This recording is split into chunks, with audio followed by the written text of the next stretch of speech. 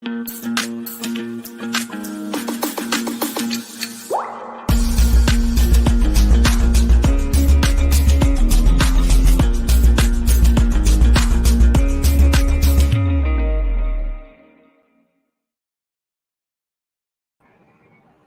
friends, welcome to the 7th FINtastic Talks.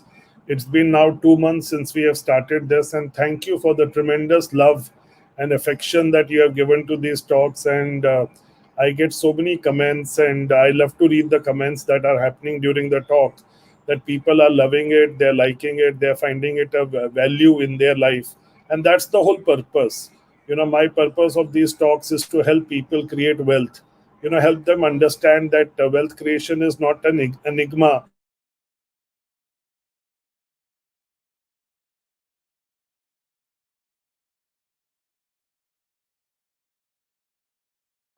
Become any just a simple part of the day.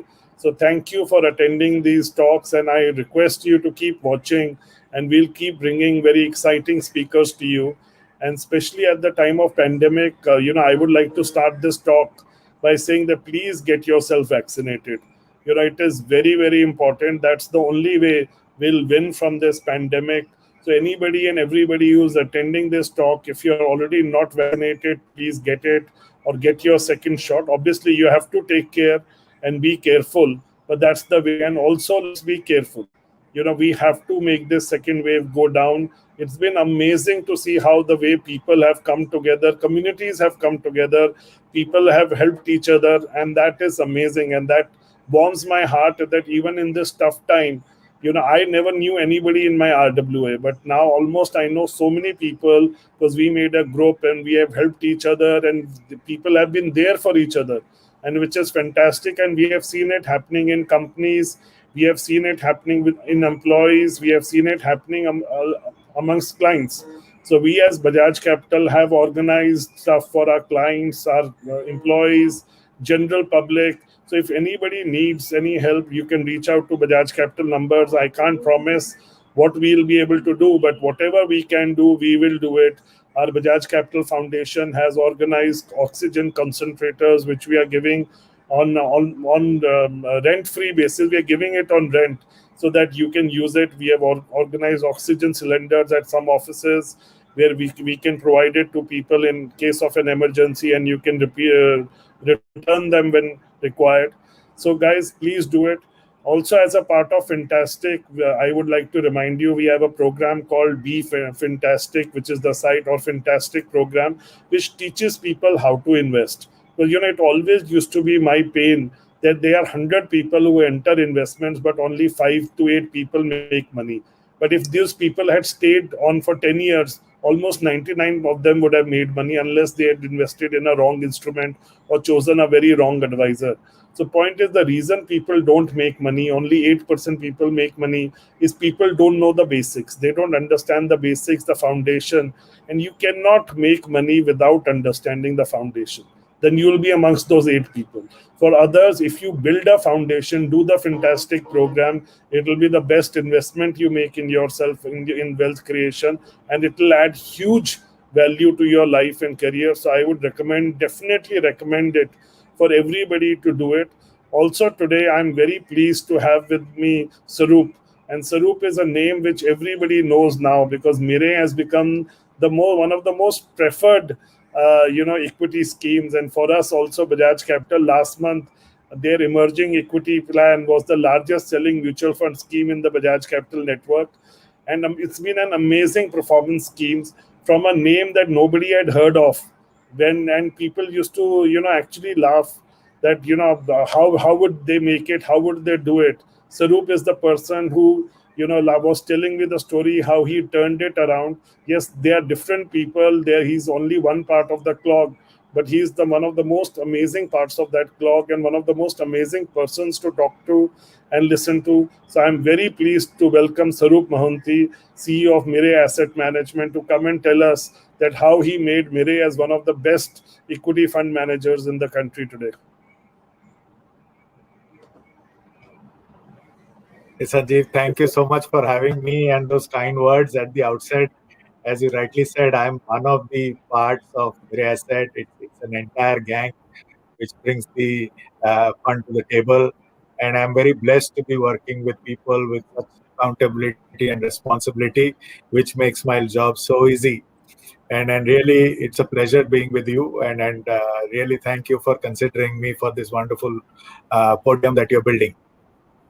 Yeah. So let me ask you. I don't know whether that quote is yours or not, and you have to tell me whether it's true or not. One time I had read, and which had actually got stuck in my mind. You had called yourself the black sheep, that I am the black sheep of the fund management industry, but I will change it. So was it your quote, and what was it about, and how did this? How did you bring about this amazing transformation?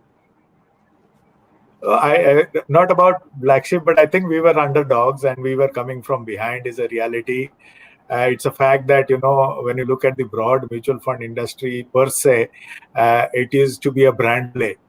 But over a period of time, when financial advising became serious and people like you came and took this to a different level, the scene became very different. It shifted from what is a good brand to what is a good product, and that is where the brand called mutual fund emerged, rather than it being a subsidiary of a parent which is doing some other business. And then you cannot take away the fact that we've been we've benefited from that change. If that change wouldn't have happened, we wouldn't have benefited. And people like us who do not come with a parentage in India would have found it very difficult to do what we are doing. So all credit to the overall environment, and for the change that has happened, to the overall change in financial literacy and the overall change in financial management, that encouraged a brand like us to build it up. Yes, from our side, it's been 12 years in India, and to be fair to the track record which the fund management team has brought to the table has been fairly satisfactory. So that added to it, and I keep on telling the fund management team that if they get their part right, my part is easier, and me, along with the branding, the marketing, the operations, and of course the compliance plays big role in this entire role. And the sales team then can do, our roles are mostly controllables, but the big part is fund management, which they keep on being at it day in day night, 26 hours, 24 hours a day. No, Sarup, very well said. One of my own saying is, which I tell all my team, that you have to surround yourself with people who are better than you. So your juniors need to be better than you, so that they inspire you in the area of what they do. And this needs to be everywhere. Even the guy cleaning your office needs to be so amazing that you say, wow, that how does he manage to clean? And simply when you go about others, your marketing guy needs to be better in marketing than you, your IT guy needs to be better in IT than you. So you are a firm believer of this philosophy also, of building a phenomenal team. And I've seen you talk about it even last time when we talked about it, or whenever we have met. It's always been about team, team, team. So tell us a little bit about that philosophy, and how do you end up selecting the people and building this amazing team, which has made your life easier, as you say it. Sanjeev, I actually am very lucky because I came into the fund in 2011. And let me tell you, all departmental heads, barring me and my CIO debt and my marketing head, are since inception. These are the Wow. people who really build it. And I came in as the head of sales. And subsequently, after some time, I was elevated to the CEO position. But I was the outsider. And it was a challenge, and it was such an incredible part of my journey in this fund house to watch these individuals bring that seriousness to the job. Please understand and make no mistake that there is no space for fun and frolic in the job that we do. It is a very serious business, you know and they brought that seriousness to the table, and I didn't have to do much. They do their job, and my job is to see and enjoy what they do. But in all seriousness, let's look at it. It's been 12 years of track record in India, without a single regulatory blemish in any part of our business. It's been 12 years of fund management and two of our flagship funds, and I'm so happy that you pointed out the emerging blue chip for me. And both these funds, which are now clocking some serious track record, are on a year-on-year basis, not on a 10-year or 5-year, but on a year-on-year basis, continue to build track record. We've not had a single credit issue in any of our debt portfolios since inception. And you will bear with me when I say that the last 3 years have been pretty tough in the debt side of the fund management. And when you add all that up and sum it up, saying that no regulatory issue, no credit issue, track record being intact, means from risk to fund management via compliance, people are doing their job. And I hope and pray that we continue doing it and uphold this brilliant job that we have been entrusted upon. No, that's superb, Swarup. Very well said, and amazing. I didn't know that, because there is a lot of people who say when I join as a CEO, I need to bring my own team. And you see in companies, a CEO comes in and virtually the whole team changes. So it is very amazing people who are able to go into a company and retain the people and take them to the next level. So this is a very good thing I heard today, and at least 1 star on your shoulder is deserves to be for this. That how you managed to grow this team and with very limited hiring. And when you talk about limited hiring, I can imagine there is an amazing retention that so many of these people have also stayed with you. So, what do you think is and now this for a lot of entrepreneurs out there, business owners, how do you bring about this amazing retention? How have you been able to do it? How have you been able to carry people, keep them happy, keep them with you? So, what's your philosophy on that? I think, Sanjeev, over the years, I've been very fortunate to have worked and observed with some phenomenal entrepreneurs in India. And at this moment in Mirae Asset, I'm actually blessed to be working with a promoter which encourages empowerment, encourages expression of employees, and that's what we bring to the table. I think I have learned a lot from my chairman, Mr. Hyunju Park, who absolutely leaves the business to you. He definitely believes that once you hire somebody and don't allow that person to express himself or herself, then there is no reason you should be hiring somebody. And trust me when I say this, it's been 11 years. I'm completing 10 years with this company. There has hardly been any interjection from them on what I do on a daily basis. There comes a time when they come in and show me a different direction with a logic that this has happened and hence you should do this. Otherwise, they don't interfere. And when you are empowered at that level, the least you can do is empower all your employees. And the reason you employ them is for the talent they have. And if you build an environment where they are free to come and express themselves, and more important, the young ones, if they come in and they can just pick up a phone and call anybody at any point of time, they feel the organization can become better because one or two of their ideas, then there is a lot to working, and that's the challenge as the team leader, is to create that environment. And that is a daily process. I think you learn every day on the job. Just before coming to you, a young colleague of mine completed 10 years with the firm, so we were celebrating that, and we come to office to celebrate such days, and especially in a lockdown environment for over a year and a half, it's really telling. I think some of us are getting stretched, so it's the job of the team leader to stand up and make sure that everything's okay. Fantastically, very well said. So let me just do a drill down question on this. So what is the empowerment? Everybody says I want to empower my team and I want to empower people. Okay, but when they are trying to just understand what the guy is doing or just trying to get reporting, they end up disempowering the people. So how do you do that? How do you empower a person yet you remain on top of what that guy is doing? So what is the secret sauce for you there? I think, Sanjeev, the whole thing starts in respecting everybody's job. I think that comes fundamentally. And something which you said at the beginning of this discussion, that is, the other person is better than you at that person's job, is something which one has to believe and accept. I mean, if somebody is a marketing person and I've been a sales professional, obviously the marketing head knows more about marketing than I do. I mean, my biggest challenge, let me tell you very honestly, is that when I was put on this seat, is that what would I do in an investment committee meeting? Because how do you come and talk to an acumen of fund managers who sit in front of you and bring that to the table. It's a very daunting task, right? And at that moment, if you go and say that I know something about fund management, it is actually defeating the purpose.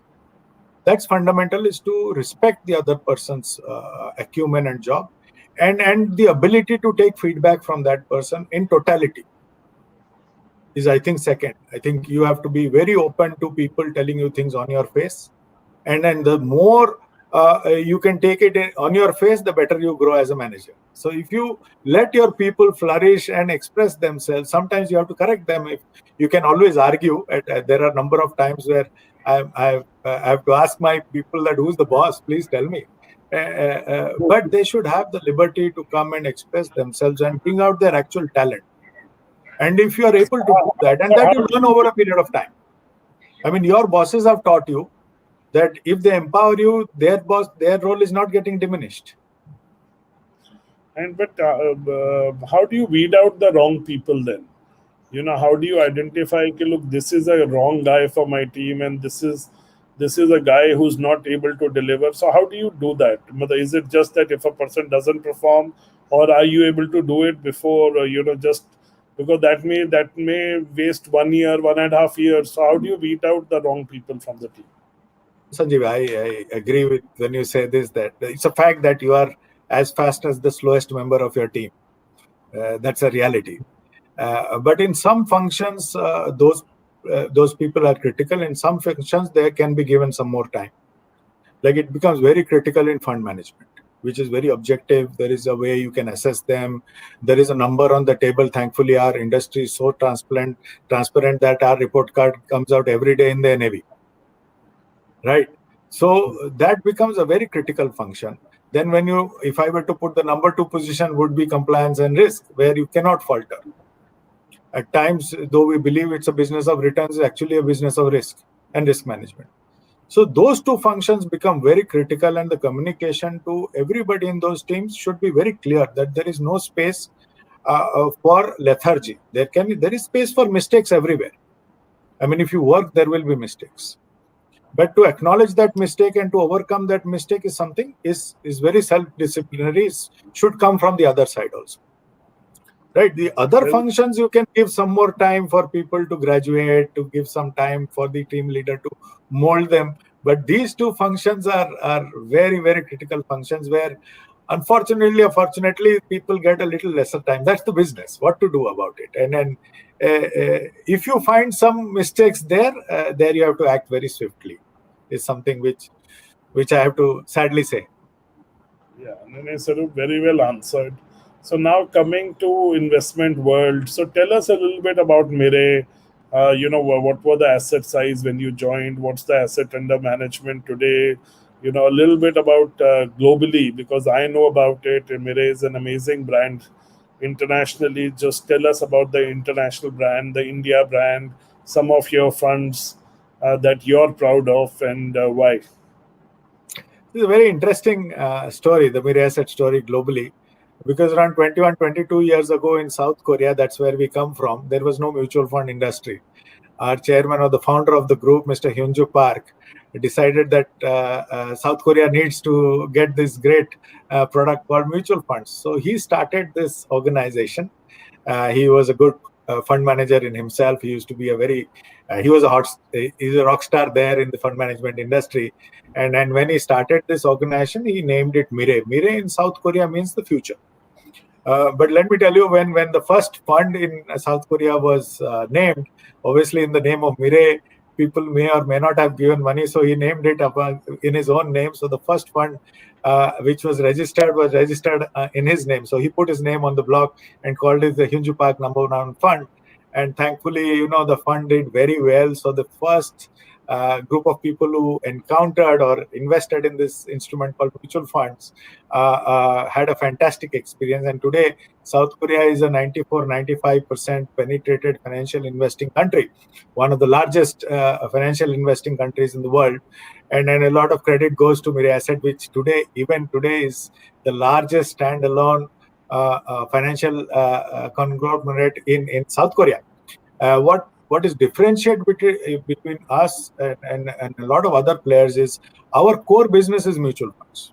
While if you see a lot of other players, they come to mutual fund from other businesses. So this is the cash cow. This is the backbone of the entire business. From here, we have gone to other businesses, which is very contrary to others. The other part is, if you look at a lot of global names, they are from the western part of the world, selling their products to the eastern part of the world. We are the other side. We are from the eastern part of the world, producing products here and selling to the rest of the world. So it's a very different name when it or different flavor we bring to the table. But from what used to be a long only equity fund house, today is digressed across businesses, digressed across asset classes, and today almost 26-27% of our global assets are in passive. In 20 to 23 years from being a long only active equity fund house, today 26% of our products are passive. Just shows the adaptability, the ability of the organization to look at the future and embrace business plans ahead of time.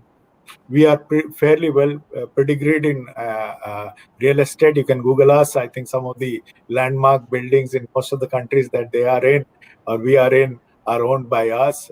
And we've done some very good private equity deals across the world. And some are still there with us. We've got out of some. And that just speaks of us as a culture. But what I'd like to point out is in India, we came in 2008, again started as a mutual fund house, and it's been 12 years of building track record in India.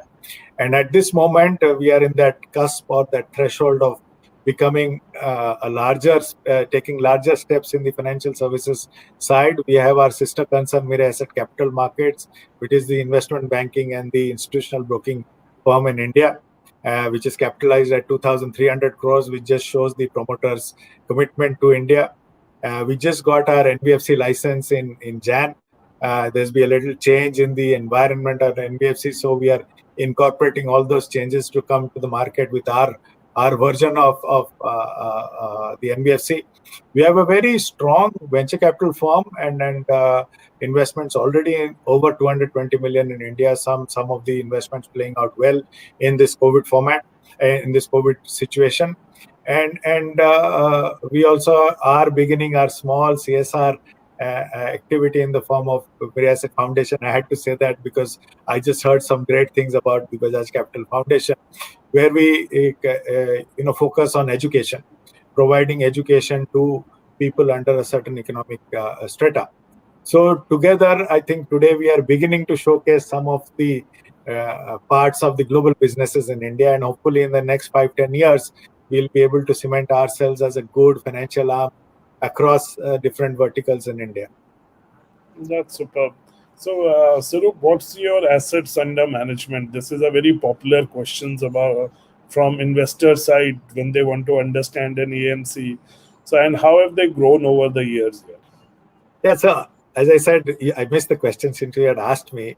I joined in 2011, and at that point of time, the assets were 464 crores when I had joined.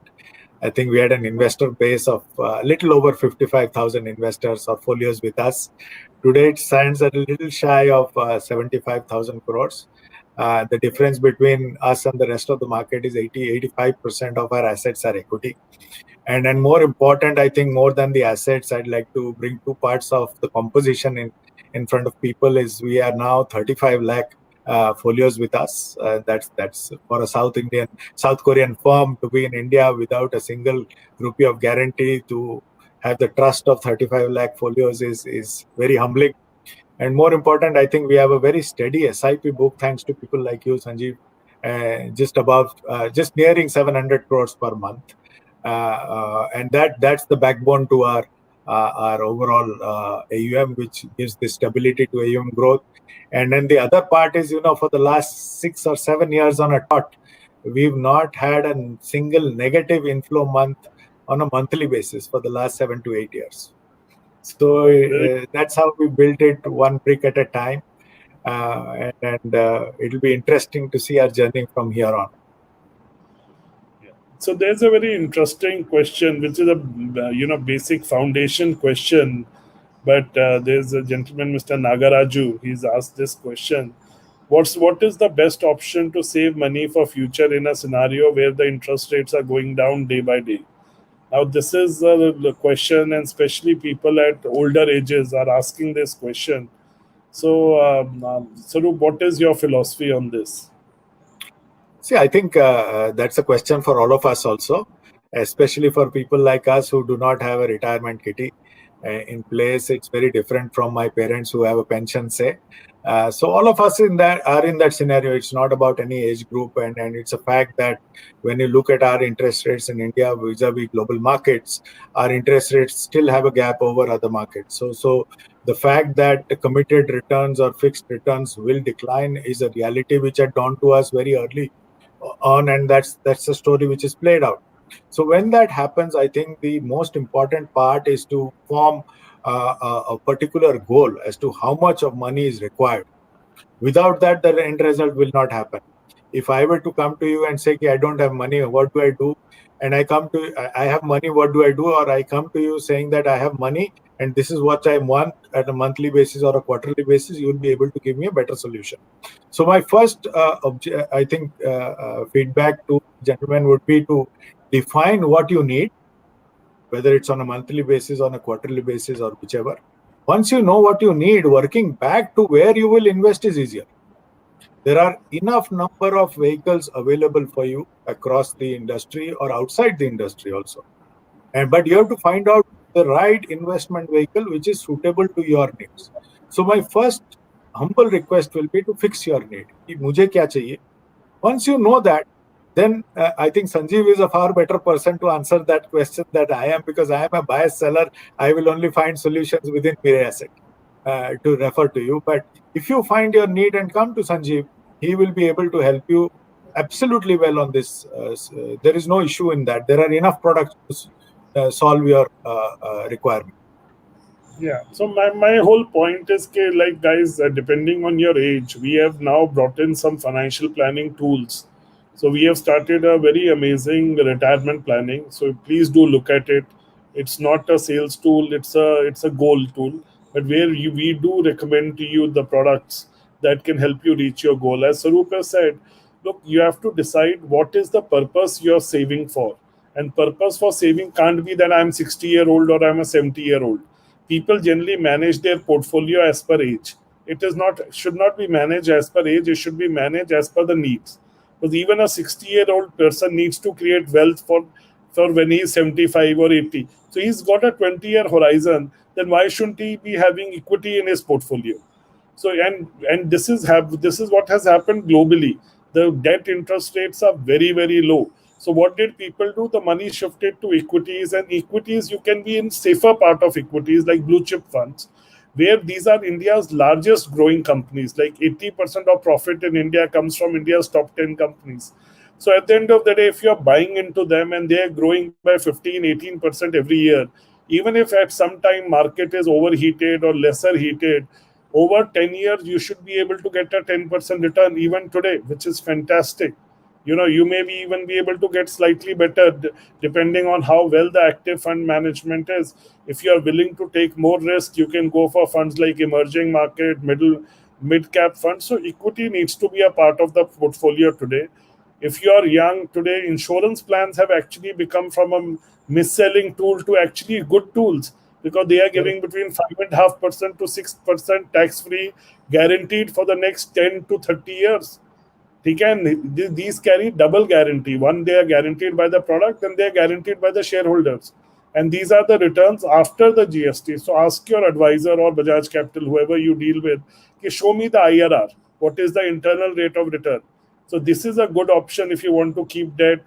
National pension scheme, which nobody buys or sells, but it's amazing because it's the lowest cost fund, zero cost of fund management. Even direct schemes are at 1%. So they are fantastic. And NPS may you can put 10% of your salary and it becomes tax free. So even if you suppose your salary is 3 lakh rupees, you can save almost 30,000 rupees a month, which can be going into a mutual fund instrument where you are saving. So there are a lot of exciting things. All you need to do is develop your portfolio in a better manner and choose some good funds. So now, Sarup, coming to your funds, two of your funds are iconic: the blue chip fund and the emerging equities fund. So tell us a little bit about these funds, the philosophy. And there is a question someone is asking that, these funds on paper are giving good returns, but I've done a SIP, I'm not getting a return.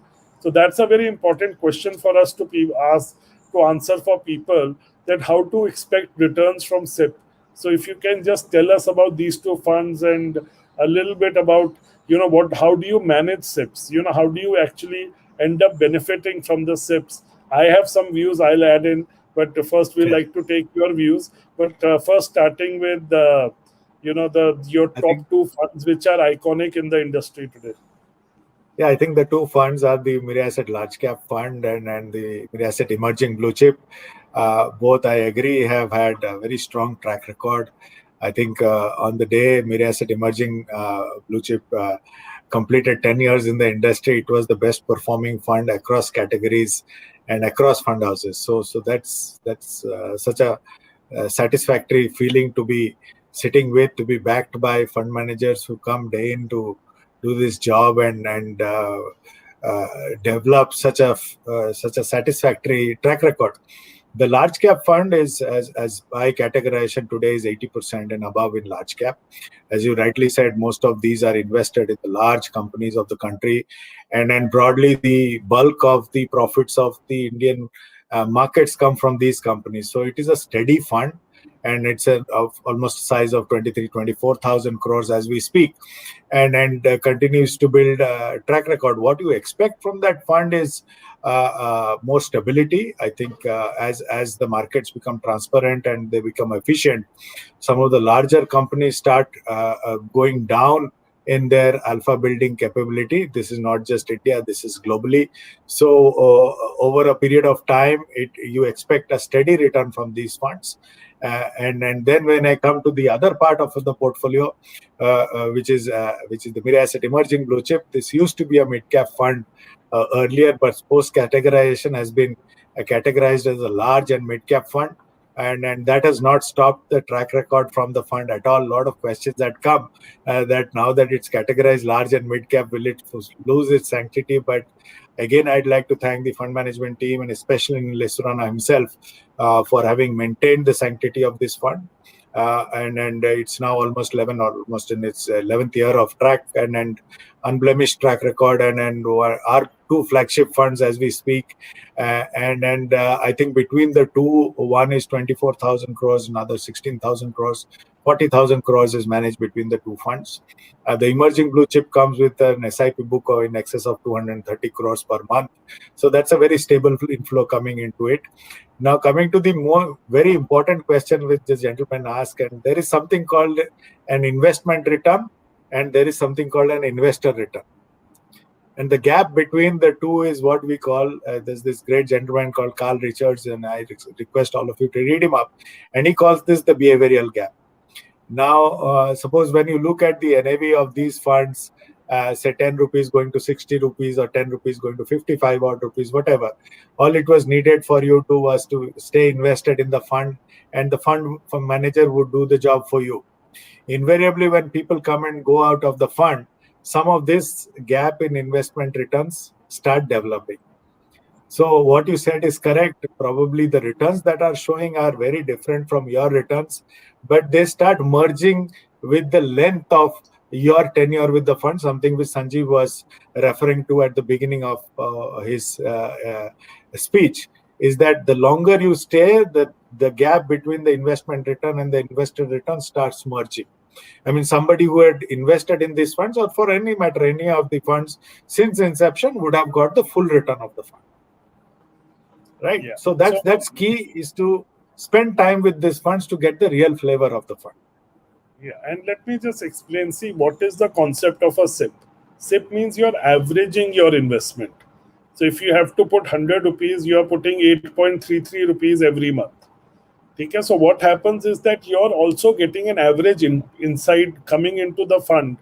Your cost is getting averaged. Okay, so at the end of the day, when you look at your return after 1 year, 2 year, 3 year, SIP returns are going to look lower than the returns of a lump sum investment.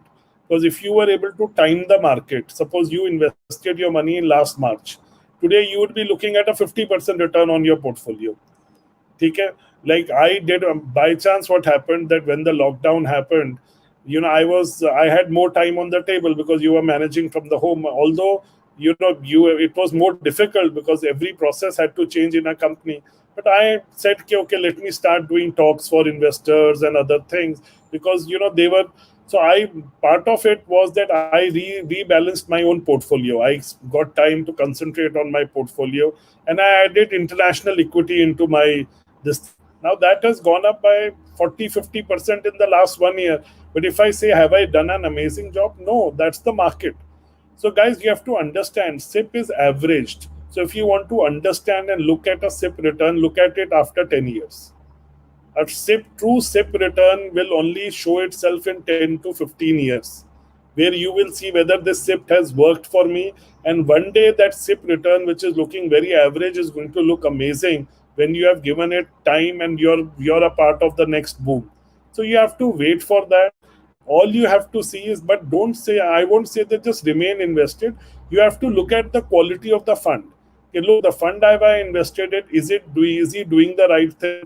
Is the fund manager doing the right thing? Are they amongst the top 25 quartile, or top 50% also?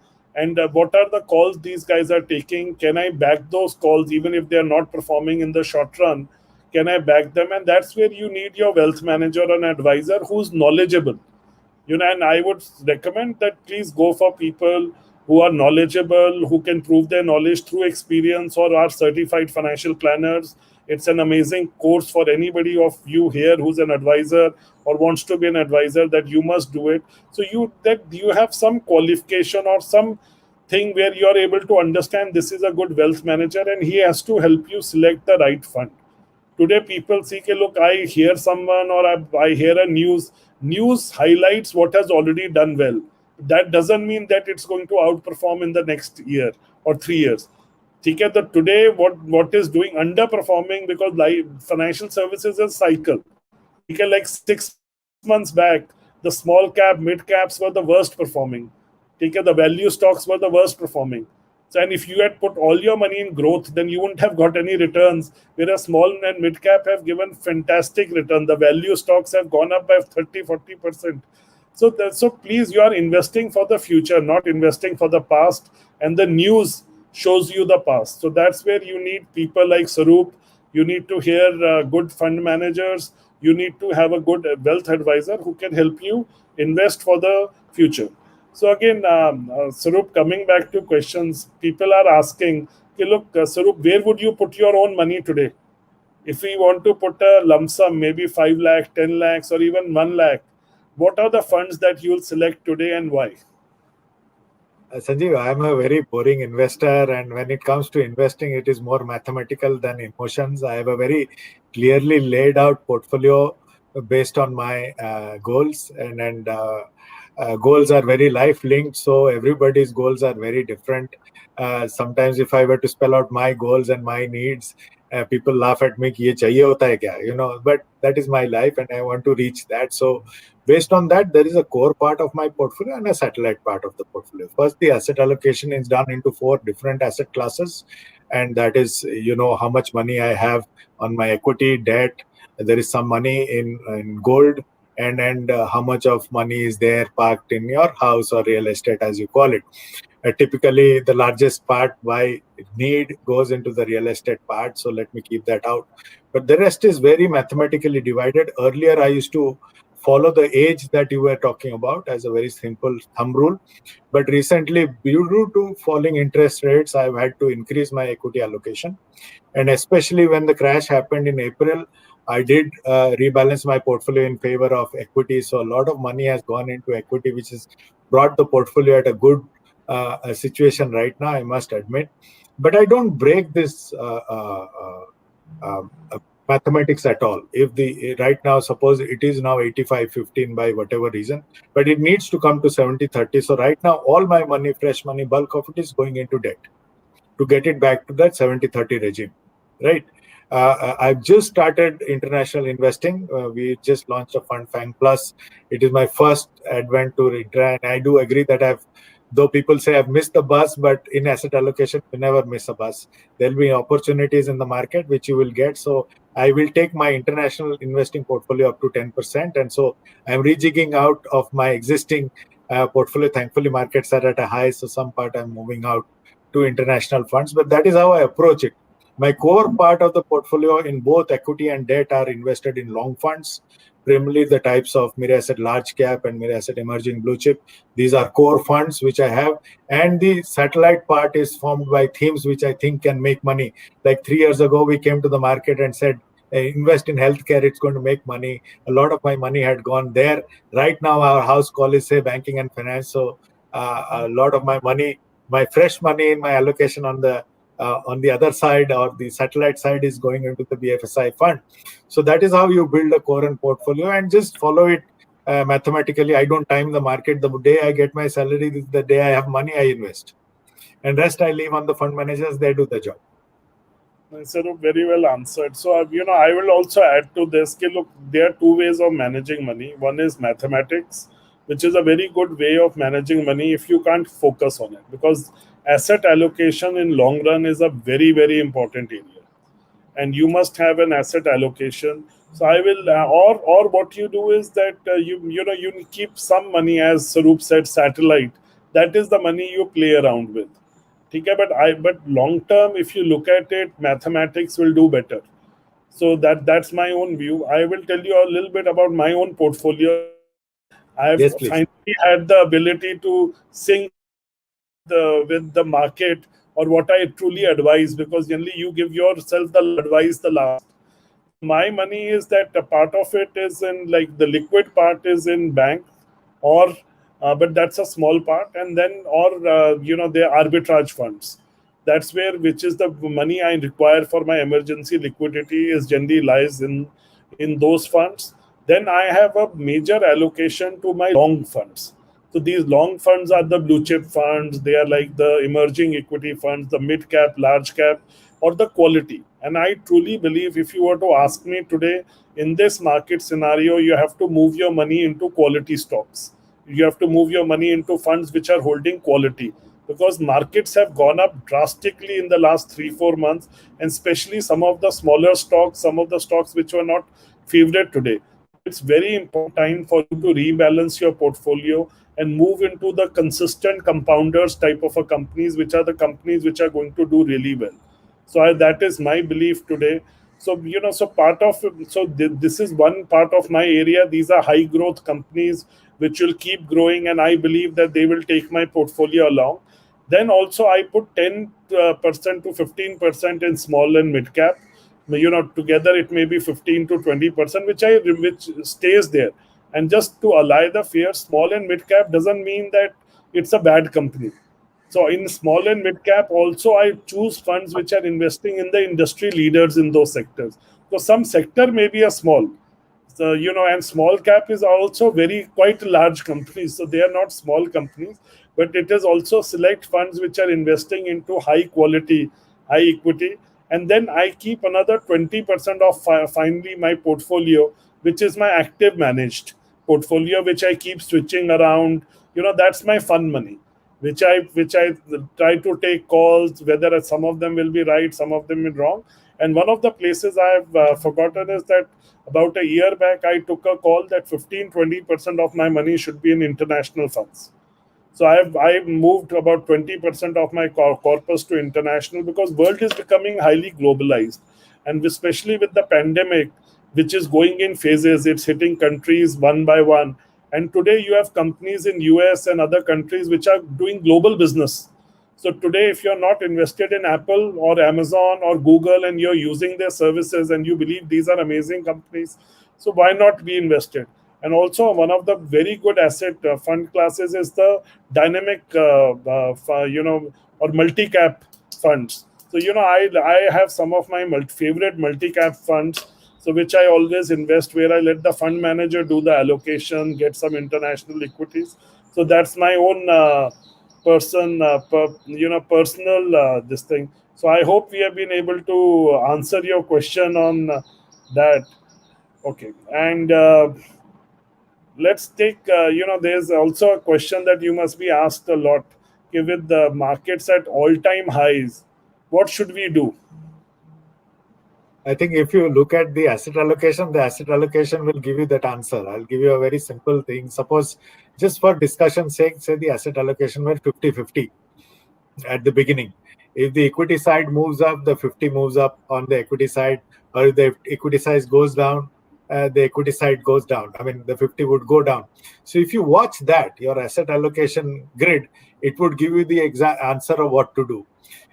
When you invest, you have a good, any wealth manager will tell you that there will be a periodic review on your portfolio.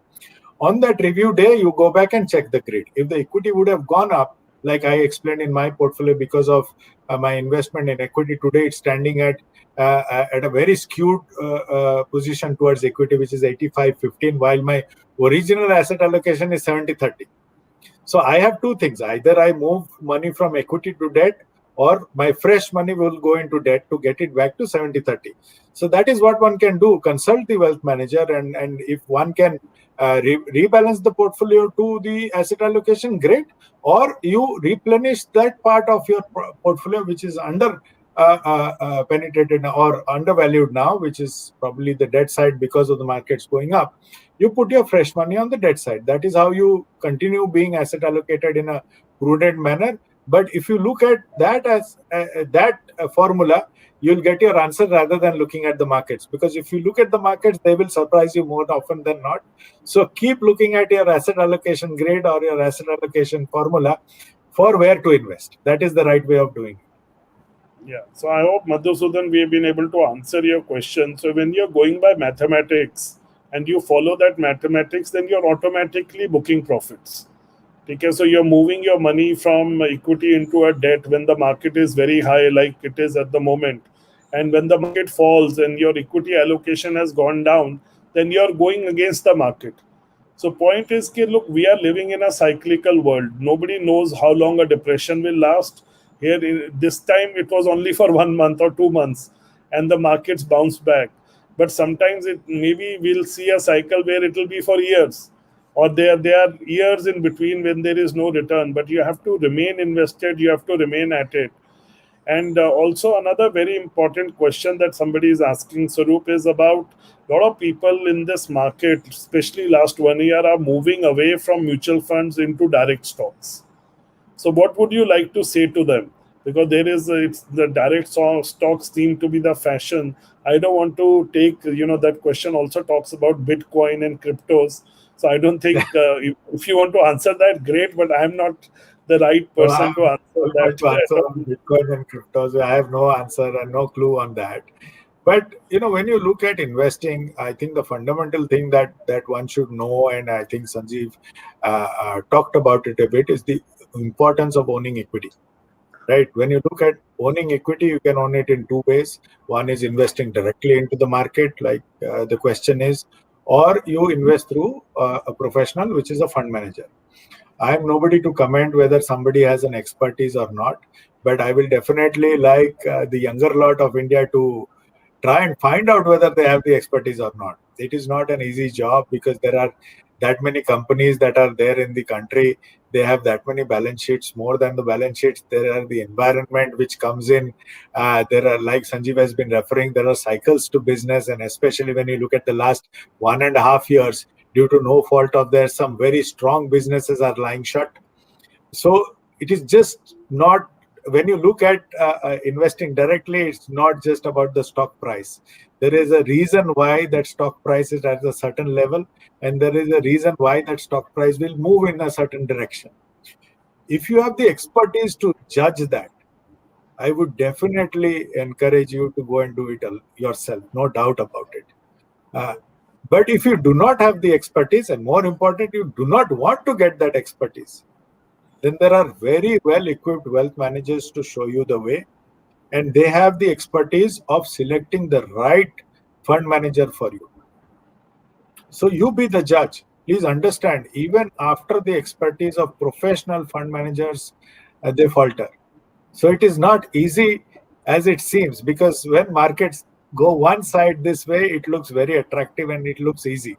But please, the smartest animal on earth is the market. The moment you think you have conquered it, it will outsmart you. So it is a very detailed sort of work.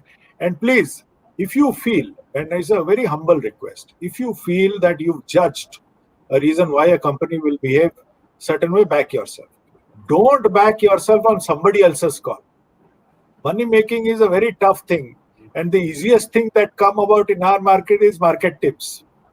People give them free. Nobody gives money making solutions free. Please understand that. Right. So if you have come to a solution or come to a conclusion as to why a stock will move a certain, it's always right to back yourself and check whether you have that expertise or not. But if you're buying on somebody else's saying, I would warn you against that. Yeah, very well answered, Sarup. So, guys, right now, what they say now, when you enter gambling, there is something called beginner's luck. You go in, you play blackjack or you play roulette and you win. And you say, oh, wow, it's easy. And then you keep putting in more money. So, last 1 year, virtually everybody who's got into the market has won. Because the market, at least in my lifetime, I have not seen a market like this. Maybe after the 2008, but even that time it wasn't as universal as it is now. Virtually, almost all stocks have gone up. Whether you say due to liquidity or whatever reasons, we can get into so many conspiracy theories and liquidities and other stuff. So point is, guys, right now everybody's made money, but be careful. It is important to have an asset allocation, and I will say that use everybody. As Sarup has said, buy if you want to buy stocks, but keep an X percentage of your money, which is like I said, I keep 20% of my money for this. Okay, but I am also investing in mutual funds. I am also investing in NPS. I am also investing in PPF. I am also investing in insurance. I am also investing in real estate, having your own house when the interest rates are 6.5, 6.7%. Why wouldn't I buy my own property for my self use? So, point is, you have to do your asset allocation. Don't get swayed and don't go overboard in one area, because this market will turn. It's not a matter of when. It's not a matter if, it's a matter of when. And that will turn, but nobody can predict that what will happen. So one question that we may find very simple, but I know this is a question which it must be there in a lot of investors who are entering the market, is asked by Harsh Vasi, that what are the tax implications on mutual funds over a period of 15 years? Also, how does a mutual funds take into account inflation? Do you get some benefit for inflation? So, Sarup, would you want to answer this? I think you are more equipped to answer that one from my other than me. But I'll just say that the mutual fund on the equity side is long term after 1 year, and long term capital gains taxes are applied to them, and below that is the short term capital gains. And it's a very interesting part in Indian taxation that here we say long term is debt, because 3 years is the long term taxation for debt, and short term is equity.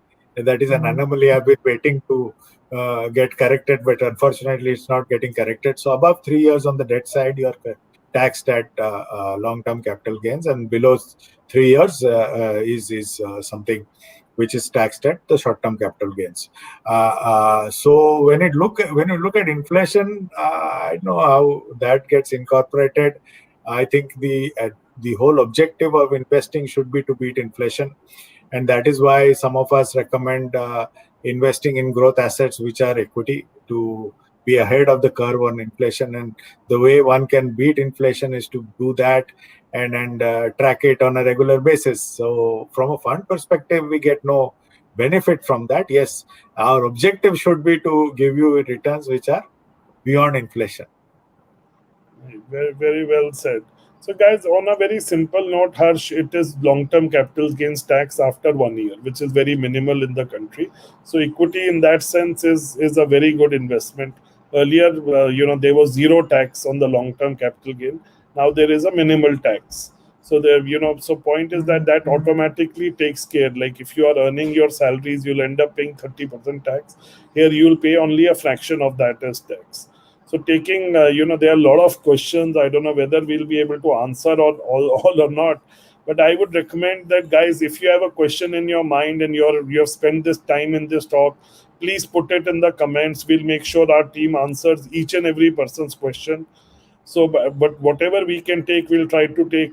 So there's Aman Sonkar. He's asking a question that what should be the allocation between equity, mutual funds, gold, liquid assets, and real estate in this market. Sarup, I've already given my portfolio. What would you like to say? And then after that, we'll take Palvinder's question, who's asking that today I want to invest lump sum. Where would you tell me to put today? If I don't want to get into asset allocation and all, but I have a lump sum which I want to invest, where should I invest today? Okay, so the first answer is, keep it very simple. I think if you do not have an asset allocation plan in place, I would suggest get in touch with a good wealth manager and put that in place. It's the right way of doing it. Once and then before you invest, I would really request you to ask yourself one simple question: why are you investing?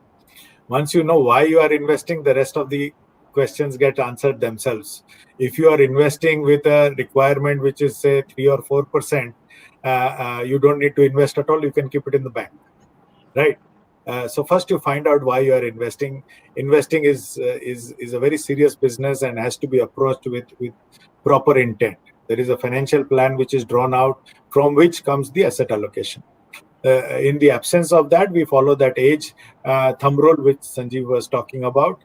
100 minus your age is your equity, and the balance is debt, right? Some of us go up to 10-15% of the equity side into gold, or whether you take it out of your debt is your call. But when you look at the debt, the simple part I would like to leave behind with all salaried individuals is to also add your PF.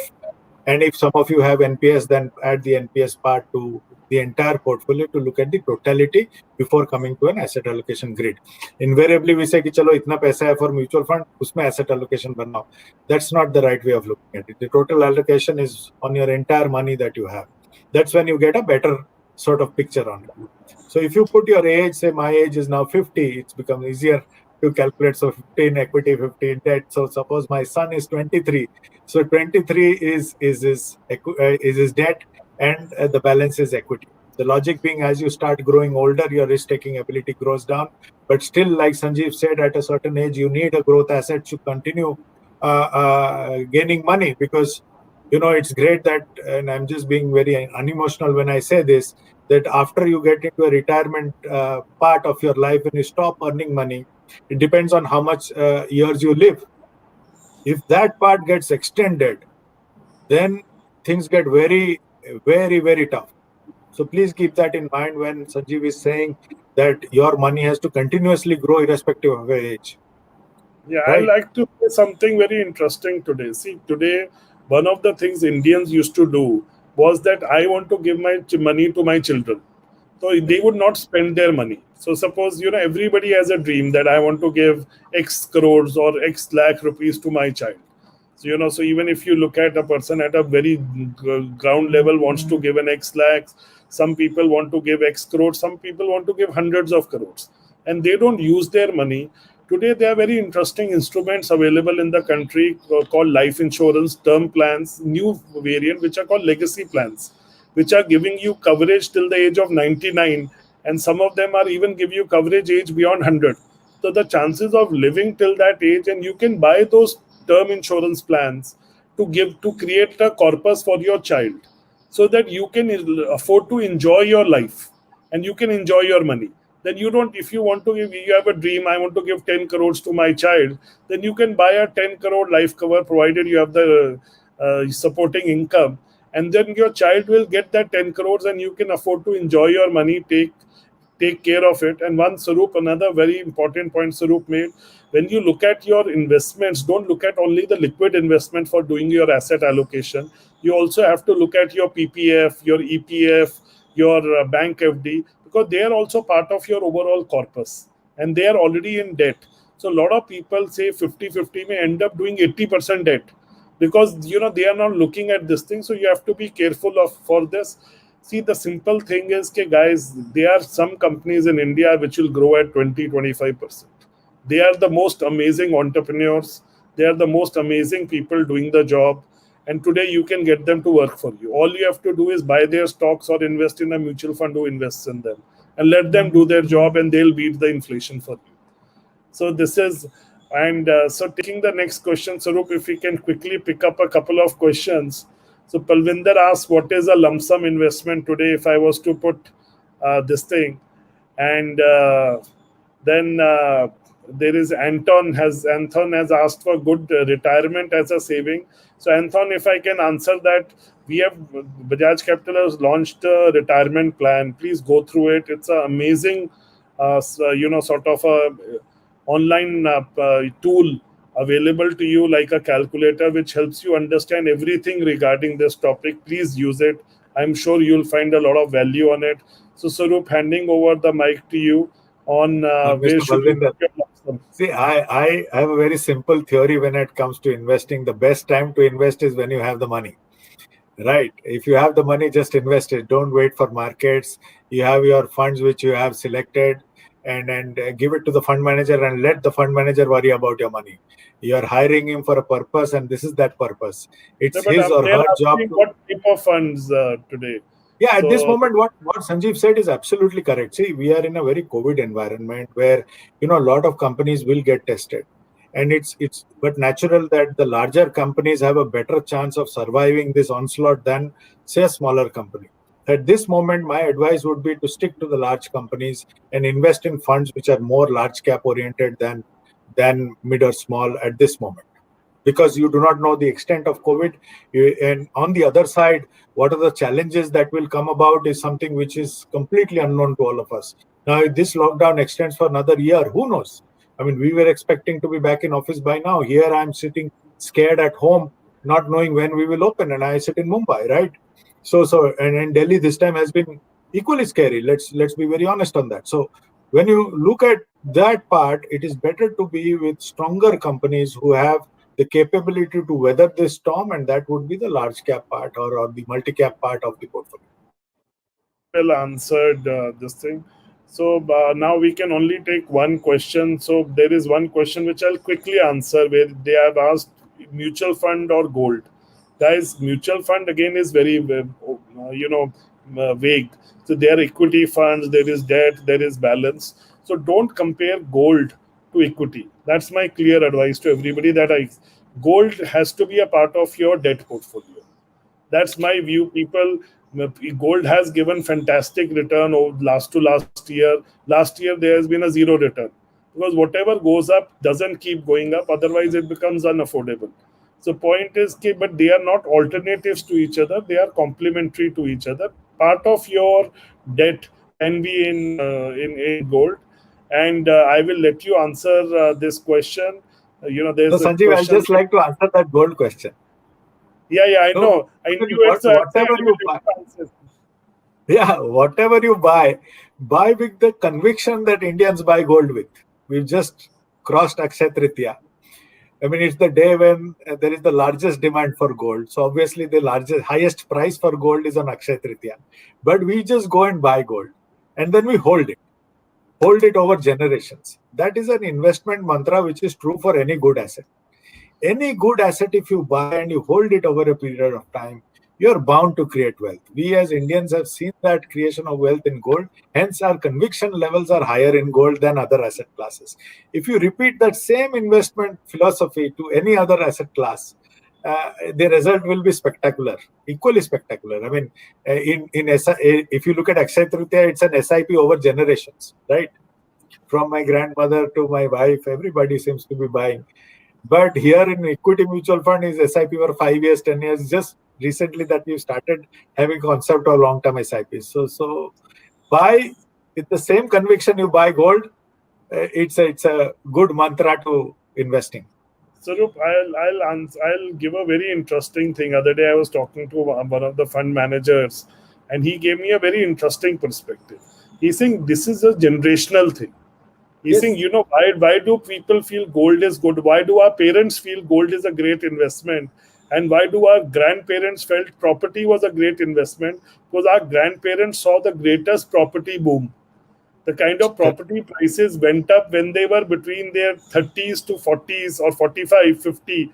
Those 20 years, they have seen such property prices going so high that they believed that, it is in their genes that property is the best investment. After that, in 60s, 70s, the gold prices gave gold had given in that decade, it was the best performing asset. So our parents believe that gold will give amazing return. Look at itne se itna ho gaya. Then usse jo next generation hai, which is now having kids, they believe equity because they have seen the great equity boom. Okay, so and now we have the current generation probably will be the people who have seen the startup boom. So it is these are the things which go into our mentality. And I think every generation will have different products, and one product doesn't keep doing well. So we have Oh, to well see said. one product will give return. In 2010 to 2010, Indian markets were the best performing markets in the world, and people said, "Yeah, India, India, India." But in 2010 to 2020, Indian markets didn't perform. The US market beat India market hollow. So, but now doesn't mean that US will perform for the next 10 years. So you have to take very calculated and very conscious calls. So, Swarup, thank you for being with us today. It was amazing. My last question to you is, which I also want to know, when is Mirae coming out with a small cap fund, which is asked by Kiran Gaikwad, and I'm waiting for it because I love Mirae as an asset management company. So, when are you coming up with the small cap fund? Sanjeev, actually, the hallmark of us from the fund management side is we try to do things which we can do, and then we stick to that. I mean, when we launched a focus fund, which was little out of the ordinary from our erstwhile style, was because we got Mr. Gaurav Mishra with the expertise to do a focus fund. We do a healthcare fund because Brajesh is there as a healthcare specialist. We're doing a banking fund because we have Gaurav with us, who does as another Gaurav who does banking all his life. And Nilesh is a fantastic mid cap and large cap fund manager. So unfortunately, at this moment, that small cap part is missing. I think either one of the gang will step up and build up that expertise, or we have to get in more talent to come with that fund. At this moment, I'd like to remain silent on that space, and then say that we don't have any plans because it's not at the core of the fund management team. But we hope See, you do it because we have. when you take money, it's a fiduciary role and it's a responsibility. And if you can't do something, then better to not take money from that part at all. This is very well said. I think this is the most important, and I hope everybody got value. So, one question I have to answer. This is by Vasant Shinoy. He's asking, when I'm saying 10 to 20% in foreign equity, should it be part of my equity portfolio or my debt portfolio? It is a part of your equity portfolio. So, if you're going for 70-30, which I think is very conservative, but if you're going for that, then out of the 30%, then you can keep 10 to 20% of that 30%. Maybe that is 3 to 6% of your portfolio in international equity. I would recommend that you should look at 20% of it.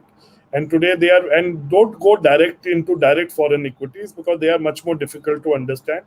There are amazing feeder funds available in India, which are actually cheaper than buying mutual funds abroad. So look at those feeder funds. I think, I know we are much over time. So I know you have started a feeder fund. So, Sarup, as a final thank you to everyone, just tell us a little bit about that feeder fund in 30 seconds to 1 minute, what it is about, and what to expect from that fund. Yeah, it's a very simple fund, and that simplicity of the fund makes it the powerful one.